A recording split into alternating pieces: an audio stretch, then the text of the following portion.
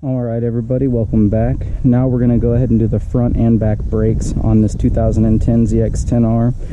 I'm going to start with the back brakes because there's only one side, so it's a lot quicker than the front, being there's two calipers on the front.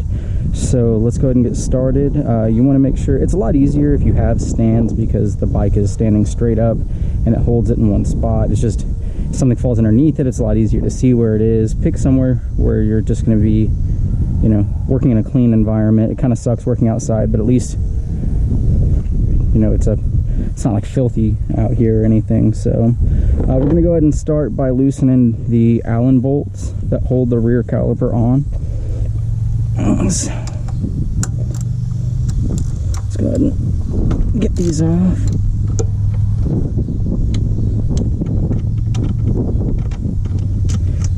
Make sure that you have plenty of .4 brake fluid to top this stuff off. I hate when that happens, because you probably will lose a little bit of fluid in the process. So as you can see, these brake pads are not completely gone, but they've seen much better days. I am replacing these a little bit early just because, well, I don't want to, you know, wait too long. So let's go ahead and we got to pull out this little cotter pin. This just slides right out, excuse me, and then you can take these pads out.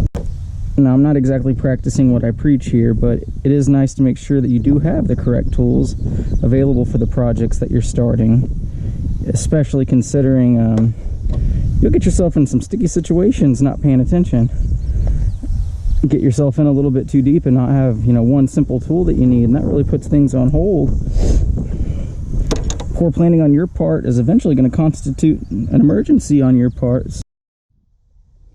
Alright, so it doesn't really matter what tool you have as long as the tool that you have works. Get that little pin out. Like I said, there's no threads on the end, so there's nothing to tighten. As soon as you get that out, you need to compress this piston. Well, take that pad out, of course. But you need to compress that piston right there. It's a little bit easier to do sometimes with the old pad, and you don't want to ruin the new pad doing it, but let's see what we can do. Spray it down.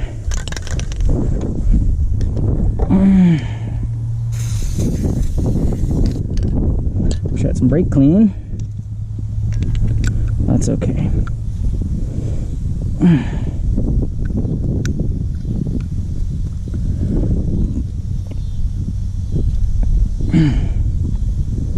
And you can break this or the bleeder valve. Probably the bleeder valve would be a better option to release a little bit of that pressure.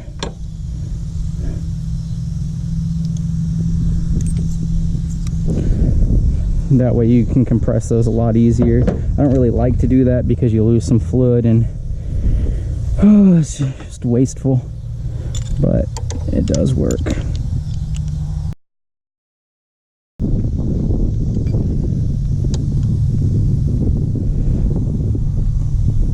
You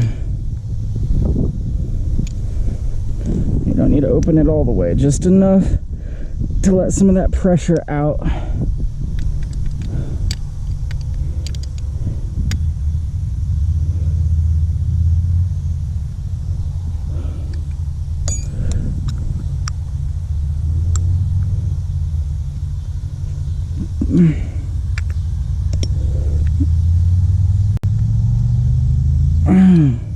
You can see I'm losing a little bit of fluid out there. That's okay, we got more. The reason you don't want to lose fluid is because the more fluid that comes out means there's air going into your lines, and then you got to breathe your brakes. There we go, I got that down. Now we got to tighten this bleeder valve.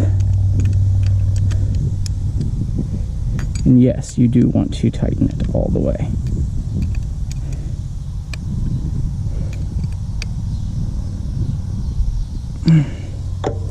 Okay, so get our little hand towel. And we're gonna wipe that brake fluid off, because even though it's a pretty tough paint that they use, brake fluid eats paint. And I like my pretty brakes.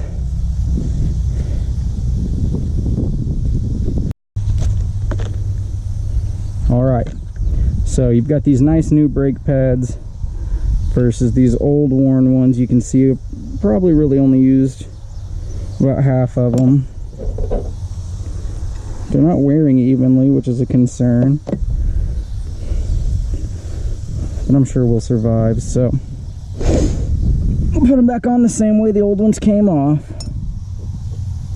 You take this little guy, I'm going to set him in here nice and neat, just like that. And you see the little loop at the bottom? That little pole that we pulled out of here goes straight through. That's what holds that brake pad on. So then you take this little booger, go ahead and slide that little wheel in place, or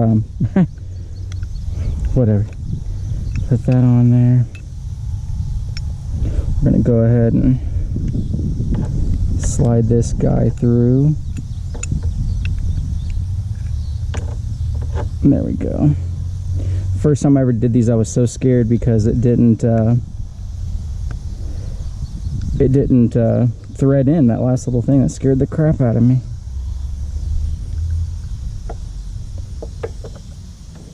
Then you want to just nice and easy slide the caliper between your new brake pads. And if they don't go, you might not open them up all the way, but mine went, so hip hip hooray for me.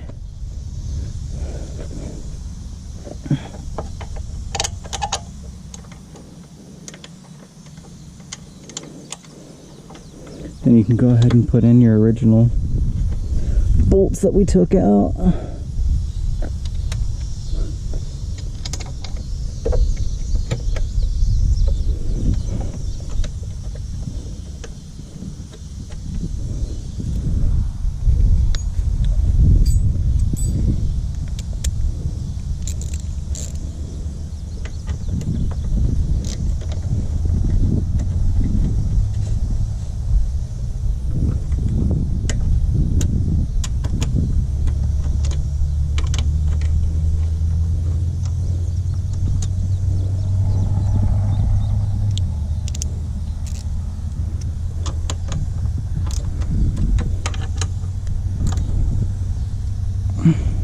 Back brakes are on. You got to make sure you pump them and then bleed them, because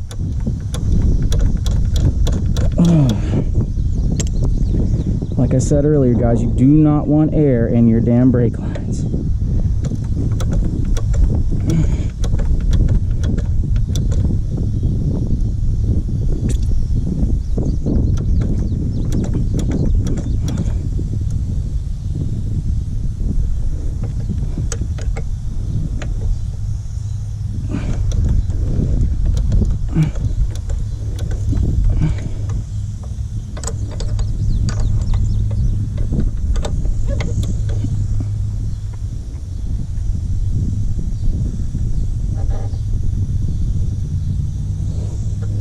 Alright, I think we got all the air out. So, wipe up your excess brake fluid now that we've bled all the air out of the line.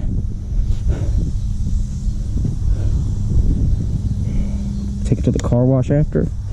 And make sure that you got enough fluid. You can see my fluid level's alright, so probably don't really need to top off that back side, but it's alright. So, moving on to the front. Go ahead and break these little guys loose before we take them off, the big ones off, because those are like that little cotter, or that little pin that went through on the back brakes that hold the pads in place. They do the same thing. So yeah, just need a little leverage.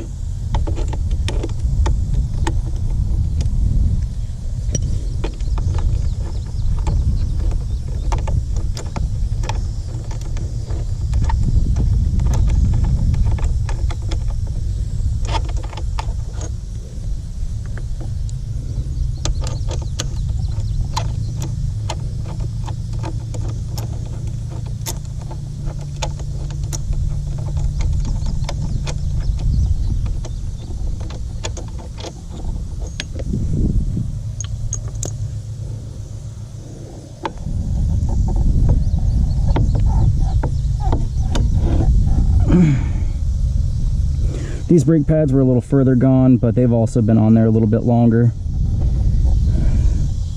Careful not to break your brake line.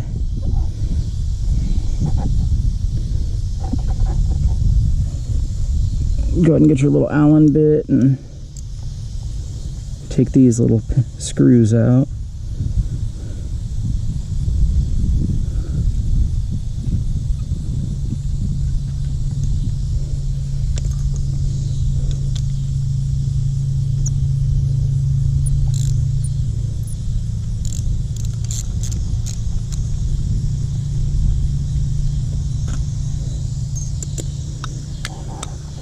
You can take the old pads out. Whew. Yeah, those guys are nice brand, Takiko. These might be the factory pads. Shoot, those guys are good. Anyhow, now we've got to crack this bleeder valve open and compress all these pistons back where they go. Make sure not to damage these little clips.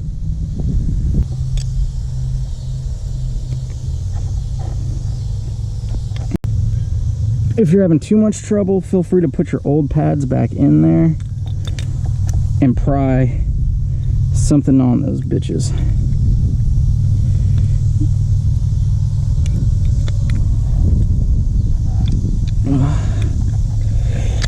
Like a flathead screwdriver would be much better than this, but you get what I'm saying. Wedge something between them. Oh yeah, that's much better. And you can wedge something between them, and you can get those other brakes to compress, or other calipers to compress. Oh, while managing to get brake fluid to spray all over your rims.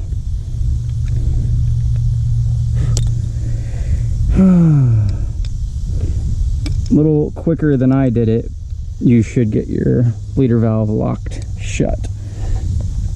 I'm gonna go ahead and clean that off of my rim, as I really don't want my nice gloss black powder coating to get ruined by brake fluid. And I don't want my tires getting saturated in the shit. Or my forks. Oh god, I got it everywhere. Okay. Take one side of your new pads and get them back in the same way the old ones were.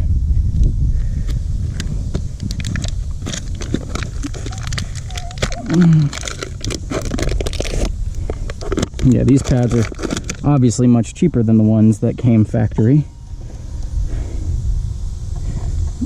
Do you want to set them in there very nice and very neat. Take those cotter pins, I keep calling them cotter pins. Take these little bolts and feed them in there just right.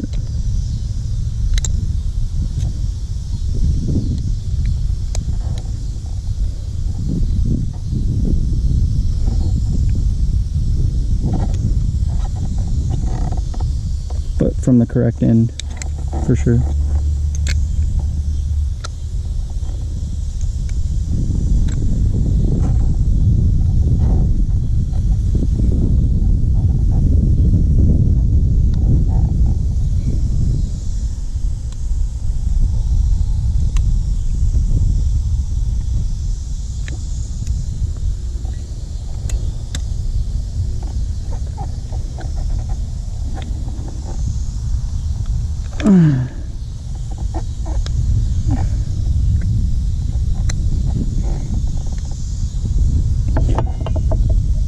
Now, before you tighten those pins down, go ahead and get your brake back on where it goes.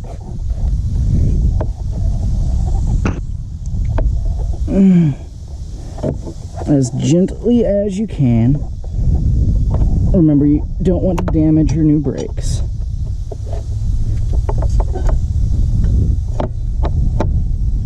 Here we go.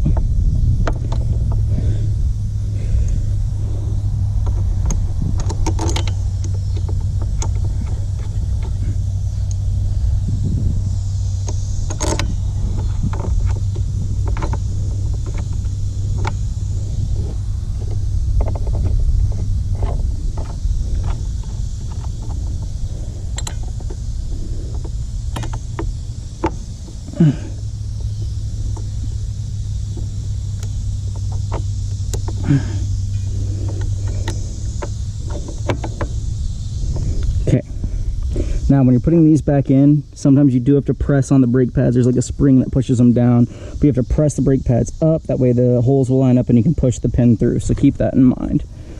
But essentially that's it. And then you want to go ahead and tighten everything back down. Tighten everything back down and then bleed your brakes, because you let a lot of air in doing your front brakes.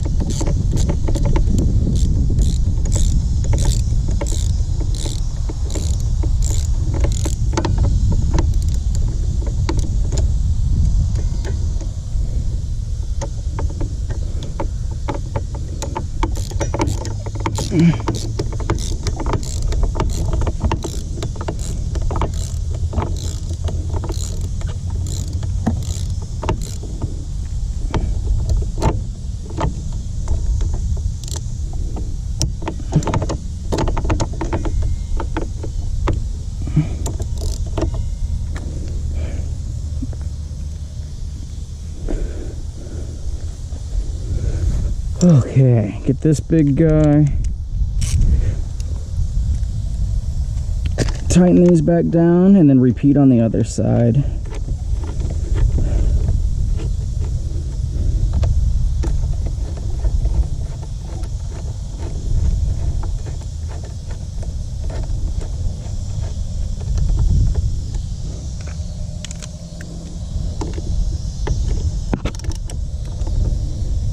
Place. That's your front brakes. Well, I got to do the other side, so we're not going to bleed them yet, but anyhow, rinse and repeat, guys. Do that on the other side, and then you can bleed the brakes and call it a day. Took loose. Already took the long ones out when I was waiting for the camera to charge because it died earlier.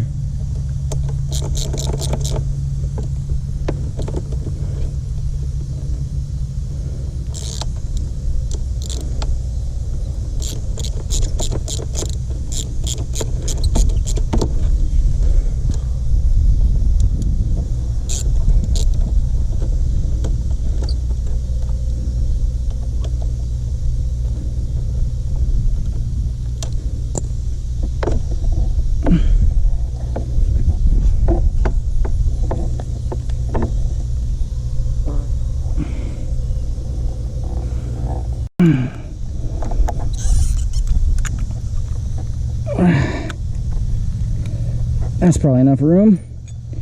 Tighten that guy back up.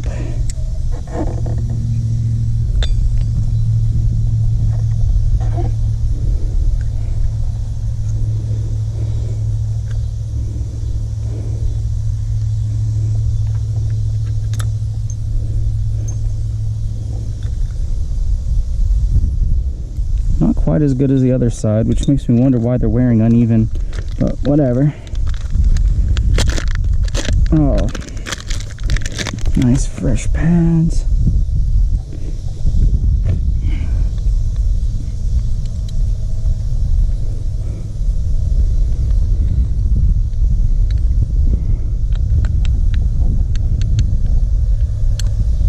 There we go.